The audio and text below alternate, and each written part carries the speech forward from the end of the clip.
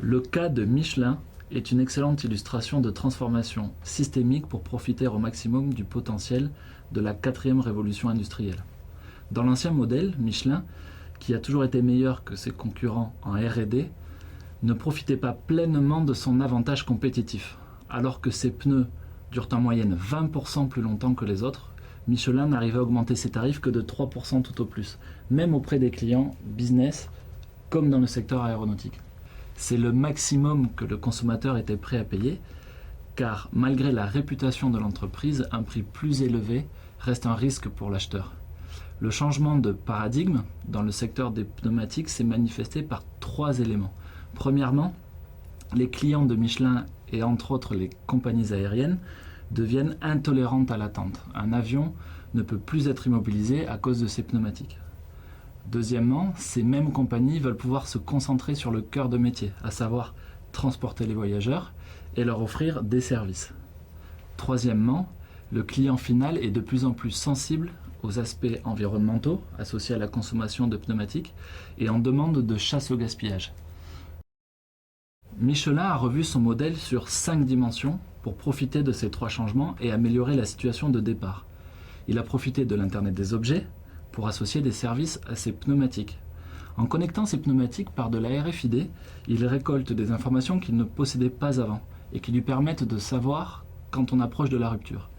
Michelin est donc capable de proposer à ses clients de maintenir le parc de ses avions avec une très grande précision.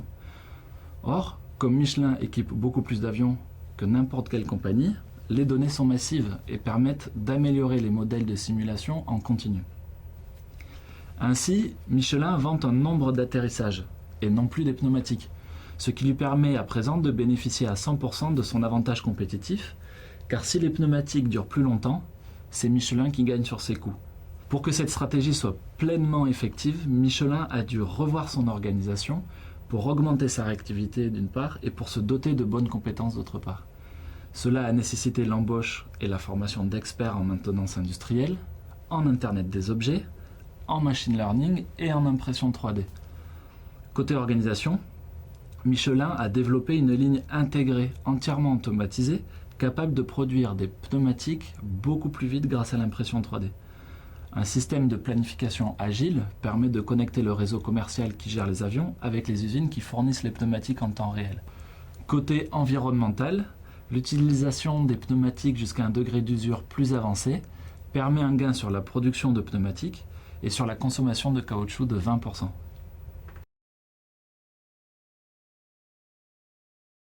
Mais tout le monde n'est pas Michelin, avec la capacité d'investissement d'un grand groupe.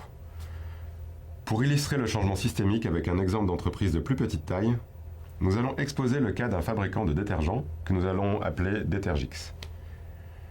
Dans la situation initiale, ce fabricant produisait de très grosses quantités de produits chimiques pour de très gros industriels qui les revendaient sous diverses formes avec des temps de fabrication et de transformation qui étaient assez longs.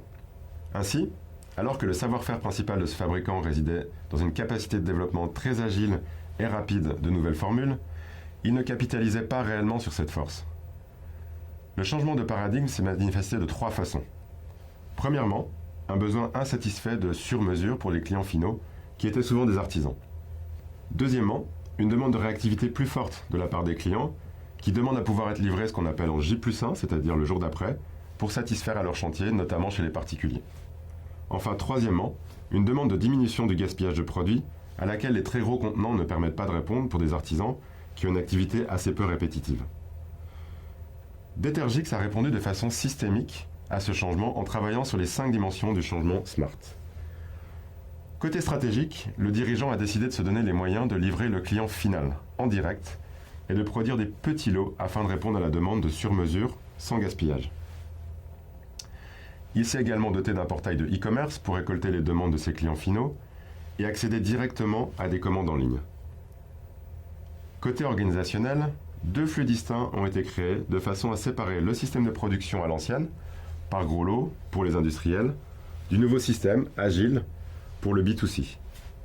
Le dirigeant a aussi transformé ses cuves pour être capable de produire des petits lots et travailler sur le temps de changement de série pour passer rapidement d'un lot à l'autre. Côté pilotage, cela a demandé au management intermédiaire de revoir la fréquence de la planification et des revues de performance. Il s'agit en effet de résoudre les problèmes à la bonne maille de temps et de se montrer réactif sur la même maille de temps que les clients. L'équipe de développement a elle aussi dû revoir sa façon de travailler pour être incluse dans le flux global. Enfin, du côté des hommes, il a fallu apprendre à gérer des flux de petits colis et à dédier des compétences pour le flux artisan, tout en créant un certain niveau de polyvalence entre les deux flux, afin de gérer les aléas de la charge. Côté technologique, le pilotage numérique a été mis en place grâce à l'Internet mobile sur toute la nouvelle ligne. La plateforme logistique pour les petits colis a été créée dès le départ, avec un fort niveau d'automatisation. L'entreprise s'est équipée du minimum de compétences en analytics pour être capable d'interpréter les données remontant du réseau de clients direct et d'adapter l'offre au fil de l'eau.